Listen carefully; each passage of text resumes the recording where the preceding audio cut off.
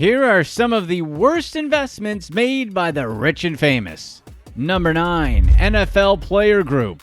Sometimes the house does lose, and that was the case with this casino. In the early 2000s, the losing investors turned out to be NFL players. Former financial advisor Jeff Rubin, who's now barred by the SEC from the financial industry, sold the dream of a financially stable retirement with a casino based in Alabama called Country Crossing Casino. At the time, Rubin was a financial advisor approved by the NFL Players Association, so obviously he seemed pretty credible. Plus, Rubin had alerted players to a Ponzi scheme operated by former sports agent Tank Black, who served 7 years in prison for his financial crime. Rubin had gained the trust of a bunch of NFL players. So, 31 ex-NFL players, such as Fred Taylor, Terrell Owens, and Santana Moss, pooled together roughly $43 million.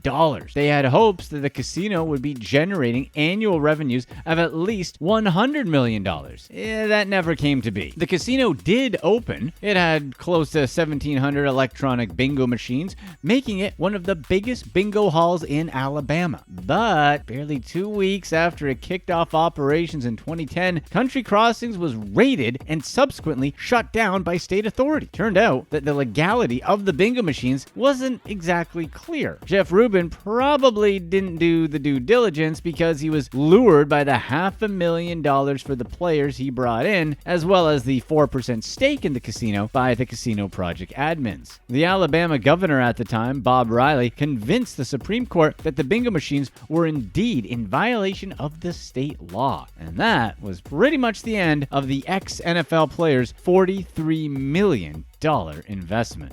Number 8. Deuce McAllister.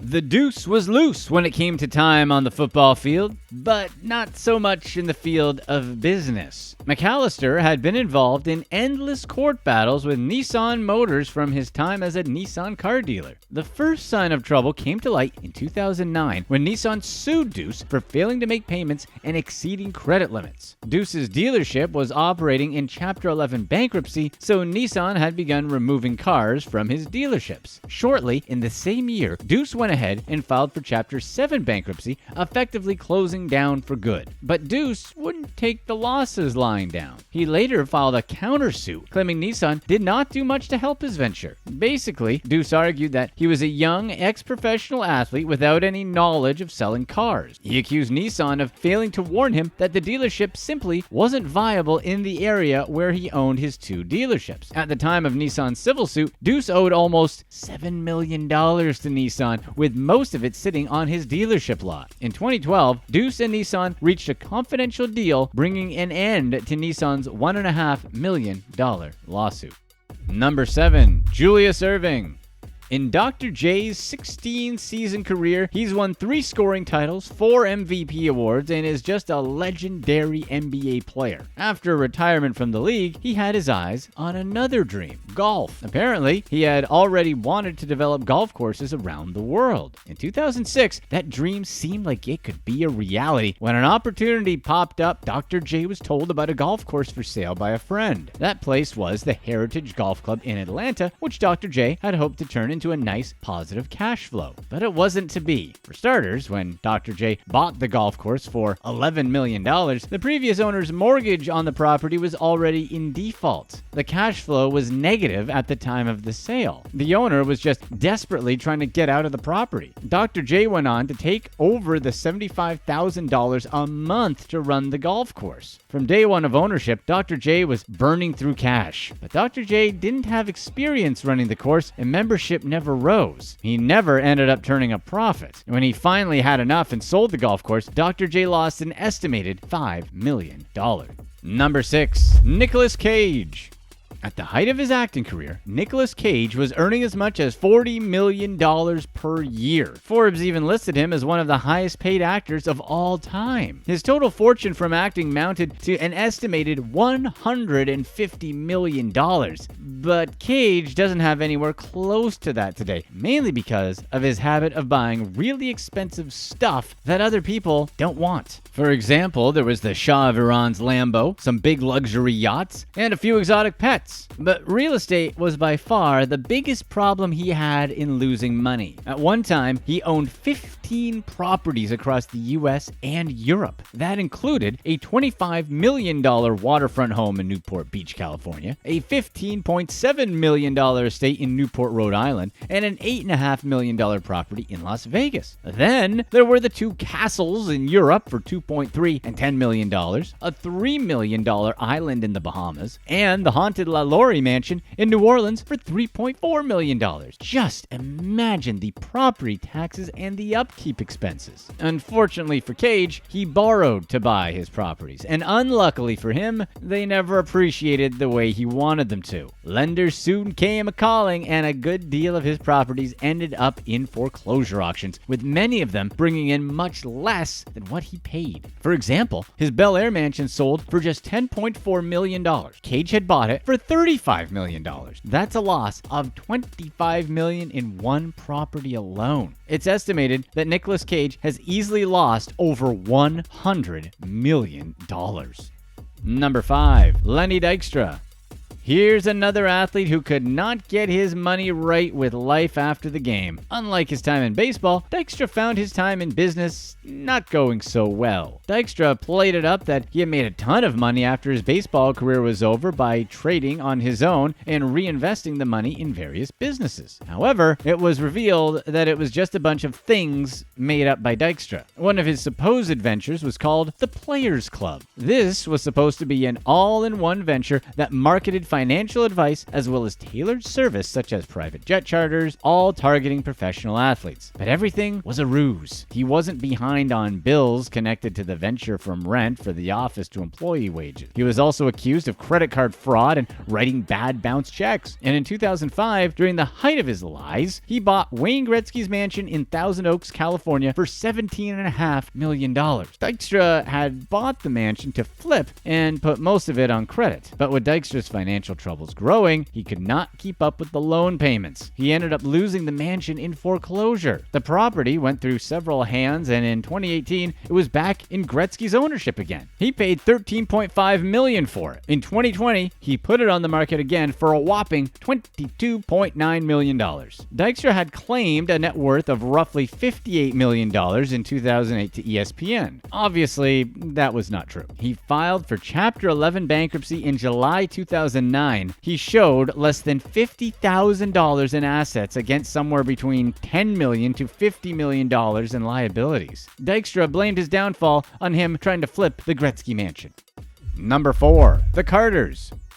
With a $1.4 billion net worth, Jay-Z is among the ultra-rich. But even he doesn't have a perfect record. His real estate investment, which was called J Hotels, was one of the moves that didn't go to Jay-Z's plans. In 2007, his company purchased a property in New York City's Chelsea neighborhood and had intended to turn it into a luxury hotel occupying roughly 150,000 square feet. But then that thing called the 2008 recession hit. Funding for the project dried up. Jay-Z's company had taken out a $52 million loan and eventually defaulted. Eventually, the property went back to the lender instead of going through foreclosure. That would seem like the end of it, right? Nope. The lenders kept going after Jay for more money. However, Jay eventually sued them for supposed unnecessary interest and carrying costs that he was personally liable for. Jay wasn't the only Carter who got burned in the real estate market. Beyonce, too, had to make do with a major loss back in 2011 on a 190 square foot cabana in Miami. She had spent $465,000 in 2002 on the cabana. She probably just used it as an accessory to the condo she owned in the same building. Beyonce decided she did not need the cabana anymore, so in 2011, she decided to sell it.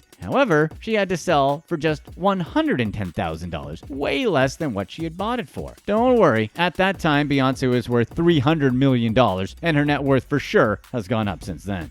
Number 3. Kim Basinger, Brazelton. She's an A-list actress who's made millions of dollars. She grew up in a small town in Georgia, so when she finally made it, it made sense for her to, buy a small town in Georgia? That's exactly what Basinger did in 1989. She had investors paid a combined $20 million in cash for 1,691 acres in Brazelton, a small town in Georgia. The big plan was to transform Brazelton into a tourist attraction with major recording and movie production studios. Unfortunately, real estate investment and business development was not Basinger's strength. Her heart might have been in the right place, but the circumstances turned against her. Nothing ever got built in the town because she and her investors needed more money for development. Then, more facts of life hit Basinger when she had to file for Chapter 11 bankruptcy in 1993.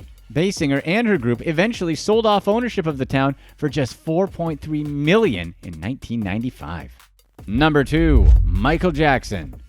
The king of pop was known for all the hits he had and all the money he spent. The infamous Neverland Ranch probably is one of his best-known ways he spent millions on. Michael Jackson bought this property back in 1987. It was first known as Zaca Ladera's Ranch and then later as Sycamore Valley Ranch. The Neverland Ranch name came in 1988 when Michael renamed it in his inspiration from the Peter Pan story. At the time, Jackson allegedly spent roughly $19.5 million to get the ranch, although some reports allege the price might have been as much as $30 million. However, it's anyone's guess how many millions Michael poured into Neverland Ranch. Rolling Stone reports that supposedly he spent anywhere in the neighborhood of another $35 million. Michael came close to losing the property to foreclosure, obviously because he had trouble making payments. However, he remained the owner until his passing, although he moved out in 2005. But his estate had major issues offloading the ranch. It first went on the market at an astronomical asking price of $100 million in 2015. No one seemed interested, so in 2017, the price went down to $67 million. Again, there were hardly any offers, and 2 years later, the price was down to $31 million. It wasn't until December 2020 that the ranch was finally sold to billionaire Ronald Burkle for $22 million. Number 1. Derrick Coleman.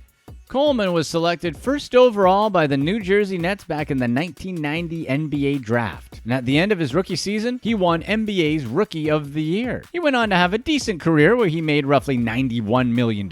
He went on to invest those earnings in several development projects in Detroit. His most ambitious project was called Coleman's Corner, a mall in Detroit's inner city neighborhood. Coleman's main aim was to bring up the city where he grew up and also played in for a season. He didn't throw away his money with the tired cliche of spending it on cars, houses, and an entourage. But with the 2008 recession hitting, Coleman could not keep up with the loan repayments that were needed for his real estate projects. He had to file for bankruptcy in 2010. At that time, he had $4.7 million in debt with $1 million in assets. Here's what's next.